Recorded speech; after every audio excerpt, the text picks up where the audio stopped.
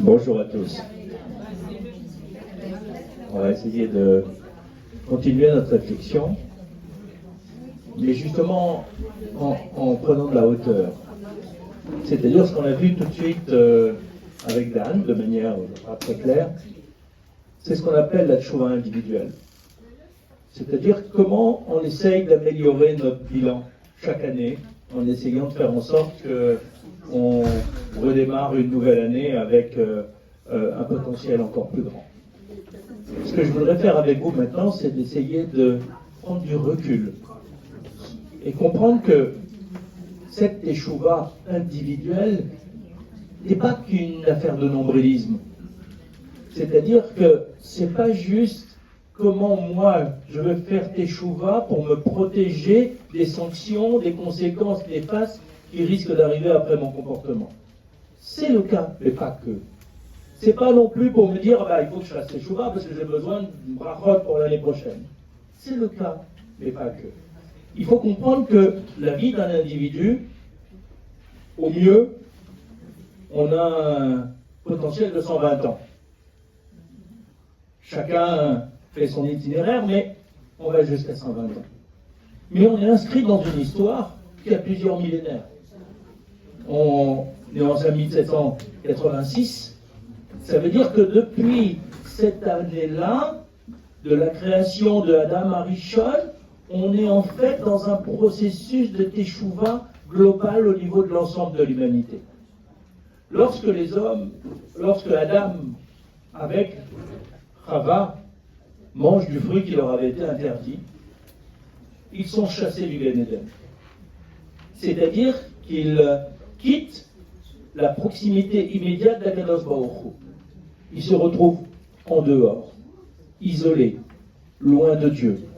D'ailleurs, la première initiative que va prendre Adam Arishon en sortant du Gan Eden, c'est d'aller se plonger dans l'un des fleuves, le Gihon, l'un des fleuves qui sort du Gan Eden.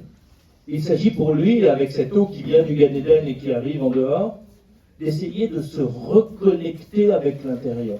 Car ce qui nous manque le plus depuis plus de 5000 ans, c'est cette proximité avec Akadosh Baruch Hu. C'est un manque au niveau de l'humain, c'est un manque au niveau de cette histoire de l'humanité. Toute l'histoire des hommes sortis du Gan Eden, donc ayant un libre arbitre absolu, c'est d'essayer de travailler sur eux-mêmes et sur le monde pour arriver à revenir dans le Gan Eden. Le Gan Eden vers lequel on va, c'est ce qu'on appelle le Olam Haba, l'époque messianique, le monde futur, le monde vers lequel on va, qui est de retrouver cette proximité naturelle que l'on avait avec Dieu, alors que nous, cette proximité avec Dieu, on doit la travailler. Elle n'est pas spontanée. Elle est le fruit de notre comportement. Donc en fait, on est à la fois dans une démarche complètement individuelle, et c'est bien, et c'est important, mais tout ce qu'on va faire dans cette démarche individuelle va avoir un impact sur la démarche globale qui est l'histoire de l'humanité. Dieu attend le retour des hommes, de tous les hommes. Adam Arishon n'est pas juif, c'est un humain. Le premier potentiellement juif, c'est Abraham Avinu, qui est né en 1948 après la création de Adam Arishon. Donc il se passe près de 2000 ans où il n'y a pas de juifs. La mission 1948 de l'année de la création, absolument. Il se passe près de 2000 ans où les hommes essayent un type de relation avec Akadosh Baruch Hu, mais échouent. Ils inventent l'idolâtrie, ils inventent la tour de Babel pour aller chasser Dieu du monde des hommes, ils se pervertissent et Dieu envoie le déluge. Donc cette aventure humaine commence par un immense échec. On veut retourner au Gan Eden, mais on s'y prend mal. Parce qu'on croit pour retourner au Gan Eden, il faut chasser Dieu du Gan Eden. Alors que tout ce que Dieu attend de nous, c'est qu'on travaille avec lui dans un vrai partenariat pour retourner au Gan Eden. Mais ce partenariat, comme il n'est pas spontané, les hommes ont du mal, ils sont des ils ont des pulsions qui sont liées à leur matérialité, alors il faut un levier. Toute l'histoire du peuple juif, c'est la création de ce levier. Le peuple juif a une mission qui lui est donnée juste avant le Sinaï. D'être Mamlechet Kohanim Vegoy Kadosh, chapitre 19 de l'Exode. C'est-à-dire d'être une nation de Kohanim pour l'ensemble de l'humanité et d'être un peuple consacré à une mission. Pour réussir cette mission, le peuple juif a un mode d'emploi. Ce sont les 613 mitzvot. C'est la Torah, c'est son mode d'emploi. Comment le peuple juif va réussir cette mission? Cette mission, c'est pas d'aller convertir les autres. C'est pas d'aller leur dire il y a un Dieu unique et vous êtes dans l'erreur. Ça ne marche pas. On le sait. Tous ceux qui ont voulu le faire ont viré dans la violence, dans la criminalité, dans les tueries. On a vécu ça par toutes les autres religions qui, à un moment ou à un autre, ont voulu nous faire croire que c'est eux qui avaient raison. Ne cherchons pas à convertir qui que ce soit, on a raison ou pas raison, parce que l'objectif de l'humanité, c'est pas de devenir juive, c'est de pouvoir trouver le chemin en accomplissant les 7 lois des Bnei Noach qui permet le partenariat avec Dieu. Les nations ont 7 mitzvot à accomplir. Le peuple juif en a 613 parce qu'il a une mission particulière. On ne va pas donner la même mission à un facteur et à un chirurgien cardiaque. Chacun a son mode d'emploi. Nous sommes le peuple spécialisé dans le partenariat avec Akadosh Baruch Hu. Mais chaque action qui va pouvoir être menée par les individus composant le peuple juif depuis des millénaires fait avancer l'ensemble de l'humanité. Parce qu'on essaye de démontrer dans notre relation à la Torah que vivre avec Dieu en permanence, c'est possible. On ne perd pas notre liberté en vivant en partenariat avec Dieu. Au contraire, on se grandit en humanité. La plupart des humains aujourd'hui pensent que la loi, c'est une restriction. C'est pas une élévation. Même si Rousseau a pu dire que la plus grande liberté, c'est d'accepter la loi qu'on s'est soi-même donnée, en même temps, ils ont l'impression, on le voit bien, on a la peur du gendarme, on a la peur d'être pris, et qu'on fait un écart, c'est la peur qui nous fait avancer pour respecter la loi. Alors que nous essayons de démontrer que la loi, comme elle est porteuse de sens, parce qu'elle vient de Dieu, la loi nous fait du bien. C'est-à-dire qu'il y a d'un côté des lois de la spiritualité et d'un côté des lois de la nature. Dans les lois de la nature, nous savons que par rapport à notre corps, il faut faire de l'exercice. Il faut faire attention à ce qu'on mange, il faut faire de l'exercice pour que tous nos muscles, tous nos ligaments se portent bien le plus longtemps possible. Donc on sait entraîner son corps. Mais on oublie que notre neshama, notre âme, elle fonctionne de la même façon. Elle a besoin d'un entraînement pour être développée, épanouie, toujours en forme, toujours efficace. Cet entraînement, il passe par l'accomplissement de la Torah qui nous permet dans chaque mitzvah d'introduire une dimension de spiritualité dans la matérialité. Vous avez des gâteaux, vous avez des boissons, qu'est-ce qu'on a l'habitude de faire? Juste avant de les consommer, une bénédiction. La mitzvah, elle est dans la bénédiction. Elle n'est pas dans le fait de manger le gâteau. Mais lorsque je fais une bracha avant de manger un gâteau, je fais rentrer dans cet acte matériel une dimension spirituelle.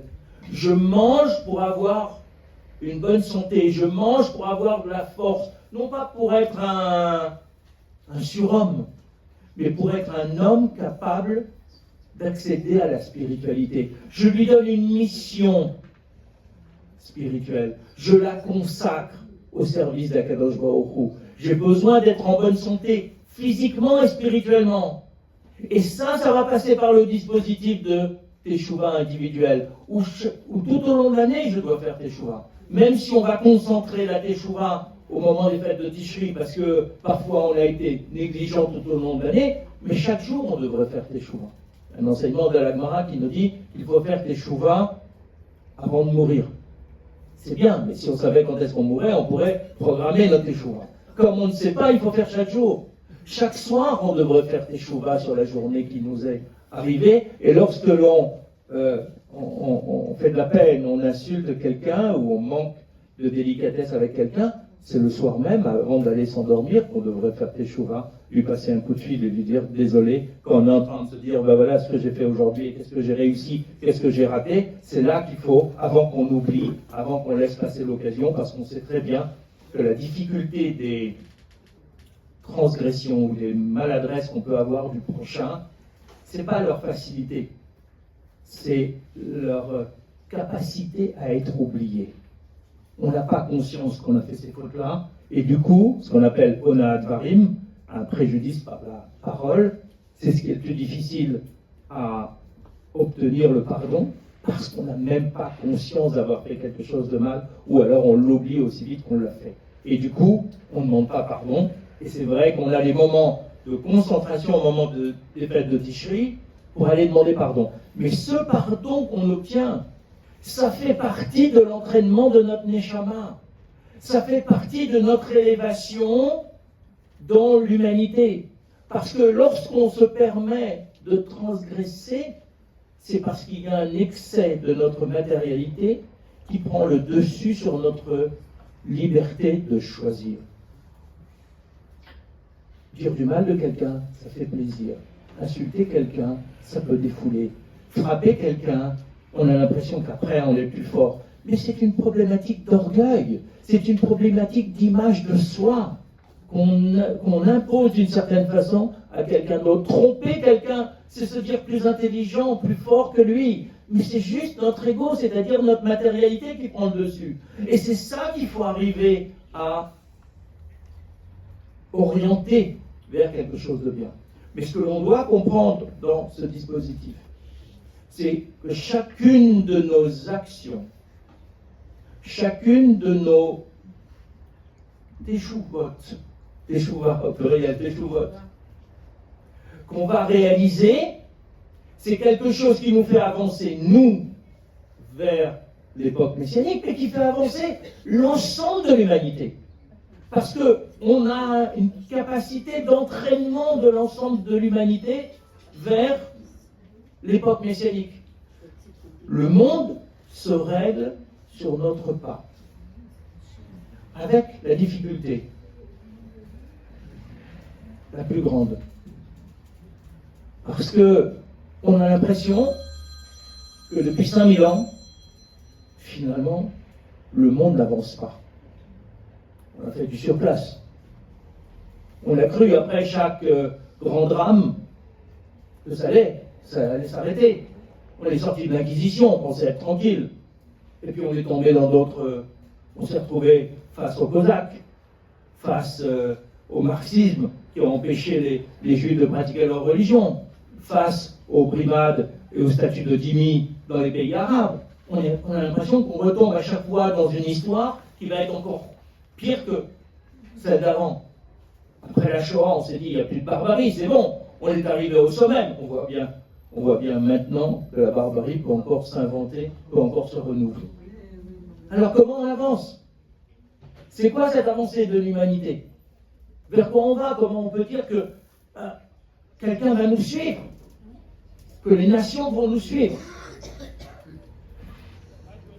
Il faut comprendre un grand principe qui est expliqué par le Ramchal dans ses ouvrages. Le bien a besoin du mal pour exister. Dans le monde tel qu'il a été créé par Akadosh Baruch Hu, Dieu a créé la spiritualité, il a créé la matérialité. Il n'y a pas de contre-pouvoir. Dieu est à l'origine de tout. Dieu est à l'origine de la possibilité du bien comme il est à l'origine de la possibilité du mal. Le mal n'est pas quelque chose de négatif en soi, si on profite de ce mal pour en faire un levier vers le positif, et si on comprend que d'une certaine façon... Bonjour.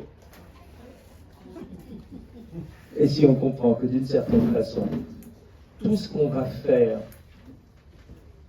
tout ce qu'on va vivre comme étant du mal, il nous appartient de le transformer en bien.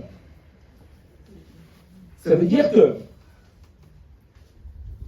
lorsque le mal s'exprime, parce que l'homme a le libre arbitre, il choisit d'entrer dans le mal et de le pousser à son paroxysme, on va avoir en face une élévation du bien encore plus grande, parce qu'à chaque fois, c'est une autre dimension de la gloire divine qui va se dévoiler.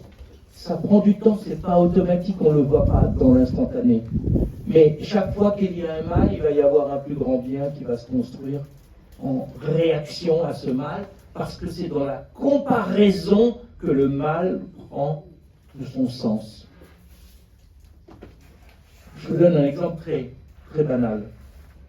Quand malheureusement quelqu'un se casse une jambe et qu'il a un plâtre, il a besoin de béquilles pour avancer, c'est là qu'il se rend compte de l'immense bien qu'il avait de marcher sur ses deux jambes sans avoir besoin d'y réfléchir. On marche de manière automatique, on ne se rend pas compte que c'est génial, qu'on a de l'équilibre, qu'on peut marcher sans réfléchir, sans même regarder où on met les pieds. Lorsque vous avez un plâtre et des béquilles, chaque pas coûte. Parce qu'aucun pas n'est évident. Ce mal-là nous permet de faire ressortir le bien qui était trop évident et qui était devenu banalisé. Et c'est valable pour tout dans le monde.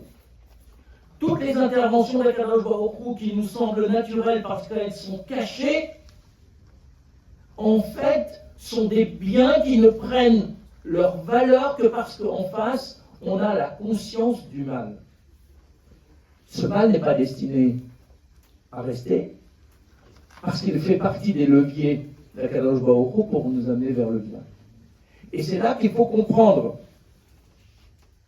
que même lorsqu'on a fait quelque chose de négatif dans une teshuva individuelle, Akadosh Baruch Hu, il se donne la possibilité de nous le transformer en mérite.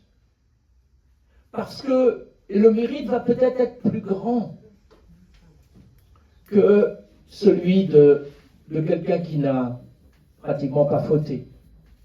Et c'est ce que l'on pose comme question par rapport au Baal Teshuvah. Comment se fait-il que le Baal Teshuvah puisse se tenir là où le Kohen Gadol lui-même ne peut pas se tenir? Mais comprenons, il y a des choses qu'on peut comparer et des choses qui ne sont pas dans le même registre. Le Baal Teshuvah, il a une grande proximité avec Akadosh Baruch Hu parce qu'il a travaillé avec son intellect, il a fait un effort, donc en termes de mérite, il est beaucoup plus grand. Il a franchi 10 échelons. Le tzaddik, qui a fait des fautes minimes, tout le monde fait quelque chose qui est négatif. Ne serait-ce qu'une négligence, ne serait-ce qu'un instant de non-concentration et on peut se laisser entraîner dans un égarement qui n'est pas forcément préjudiciable. Mais l'effort pour réparer ça, il est tout petit. Mais la proximité n'est pas la même. La proximité, il va franchir 2 échelons, mais on n'est pas au même niveau sur l'échelle. L'un va avoir une proximité spontanée avec Akadosh Baruch Hu, alors que l'autre va avoir une proximité travaillée avec Akadosh Baruch Hu. Le fils de la maison, il rentre et il sort comme il veut. Le gendre, il peut être très proche, mais il va garder une distance parce qu'il est le gendre. Il n'est pas le fils de la maison. Il a travaillé pour ça. Il s'est mis en valeur. Le fils de la maison, qu'il fasse de bonnes choses ou qu'il fasse de mauvaises choses, comme Akadosh Baruch Hu le dit pour nous, qu'on soit méritant ou pas méritant, on reste ses enfants. Donc il ne va pas éliminer le peuple juif à aucun moment de l'histoire. On est le fils de la maison. Celui qui est extérieur, il sait que d'une certaine façon, il est toujours dans une forme d'instabilité. S'il se comporte bien, il reste. S'il se comporte mal, il ne va pas rester. Parce que l'affection qu'on va avoir pour lui, elle va être relative à son comportement. Mais le fils de la maison, cette affection, elle est au-delà de son comportement. Elle est dans une proximité sensitive, alors que l'autre, on est dans une sensibilité rationnelle. Donc à chaque fois qu'on va travailler sur nous-mêmes, pour faire une teshuva individuelle, on va permettre au monde d'avancer encore plus. Chaque pas que l'on fait en marche arrière sur notre comportement constitue en fait une avancée en marche avant sur l'histoire de l'humanité. Donc on retourne vers quelque chose, mais on retourne vers quelque chose qui est différent. Parce que ce que Dieu a décidé pour nous, c'était son projet de base. C'était de nous faire mériter ce qu'on obtiendrait.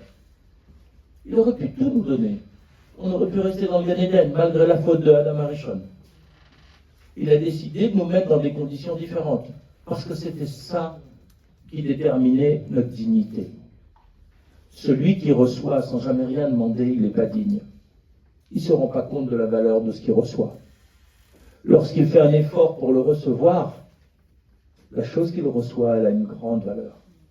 Parce que c'est le fruit de son travail, c'est le fruit de son désir. Il a fait quelque chose pour l'obtenir et du coup, il a une relation intrinsèque, profonde avec la chose qu'il a obtenue. Et donc, Akadosh Baruch Hu nous met dans une situation où, du fait de notre libre arbitre, on va être confronté à plein d'égarements, comme tous les hommes, chacun avec son niveau, chacun avec sa nation, avec sa mission. Mais en même temps, c'est parce qu'on a ce choix-là qu'à chaque fois qu'on va faire un choix positif, ça va avoir de la valeur. Le fait de reconnaître Dieu, le fait de vouloir s'approcher de lui, ça a de la valeur uniquement parce qu'on a la possibilité de dire Dieu n'existe pas. Au moment où je le proclame, il ne se passe rien. Même celui qui croit à ce qu'il dit à ce moment-là, il ne se passe rien. Dieu n'est pas dans l'immédiateté. Il nous laisse le temps de prendre la responsabilité de nos actes. Mais parce que j'ai possibilité de dire Dieu n'existe pas, il n'intervient pas dans le monde, il ne fait rien pour moi, alors quand je dis l'inverse, c'est-à-dire Dieu existe, il est là, il intervient dans le monde, et je crois que dans ma vie, il a une place importante, ça a une valeur extraordinaire. C'est ce qu'on fait dans la démarche de Teshuvah. On s'est éloigné parce qu'on a eu des tentations, parce qu'on a oublié la présence d'Akadosh Baruch Hu à nos côtés. Et au moment où on s'en rend compte, c'est-à-dire qu'on prend conscience de la distance et de l'éloignement, alors on a la possibilité de se ressaisir et de se reprendre pour aller vers une démarche positive et constructive. Et cette démarche, elle prend toute sa valeur parce qu'on a la possibilité de dire l'inverse. Mais ce qu'il faut comprendre, pour conclure cette réflexion de cet après-midi, c'est que chacun, individuellement, a un rôle à jouer dans la construction de l'humain global. L'humain global, c'est l'ensemble de l'humanité contenu dans un individu, Adam Arishon, qui a en lui l'ensemble de l'humanité. Il dépend de nous d'être dans la photo finale ou de ne pas y être. Certains, parmi les nations, certains qui ne sont plus dans le peuple juif, pourraient ne pas y être. Jusqu'au dernier moment de notre libre arbitre, c'est-à-dire jusqu'à 120 ans, on a la possibilité d'être sur la photo. La photo ne sera parfaite que lorsque l'ensemble des individus seront sur cette photo. C'est pour ça que cette teshuva individuelle, elle est essentielle. Parce que chaque année, on gagne une raison de plus d'être sur la photo finale au moment de l'époque messianique. On gagne la possibilité de participer à Yonot HaMashiach. On nous dit, En Chelek.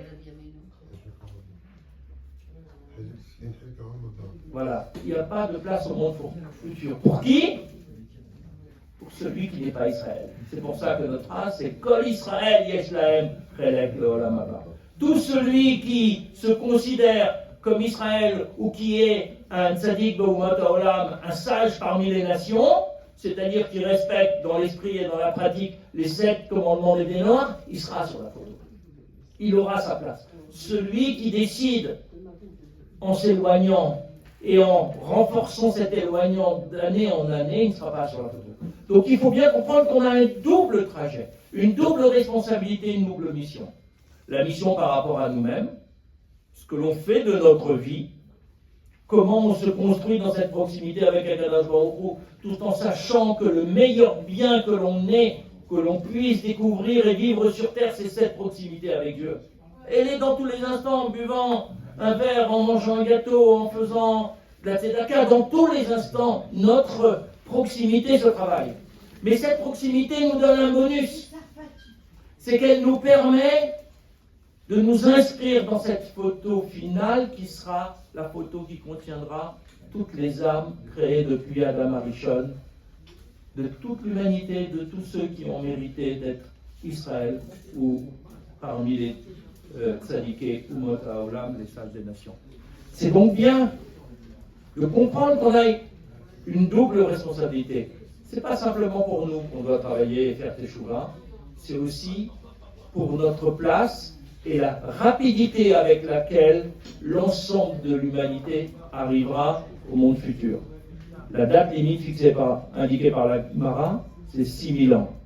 586, on peut arriver cette année si on s'y prend bien. Ça dépend de nous. Ça ne dépend de personne. Mais ça dépend de manière précise de chacun de nous. Parce que c'est chacun et la place de chacun dans l'ensemble qui compte. C'est pas le conglomérat. C'est individuellement qu'on se construit et par cette construction individuelle qu'on arrive à s'inscrire dans la photo finale qui sera, on l'espère, avec tous ceux qui nous sont chers, tous ceux qui nous sont proches, des générations précédentes et des générations futures, en espérant que ça se passe le plus tôt possible.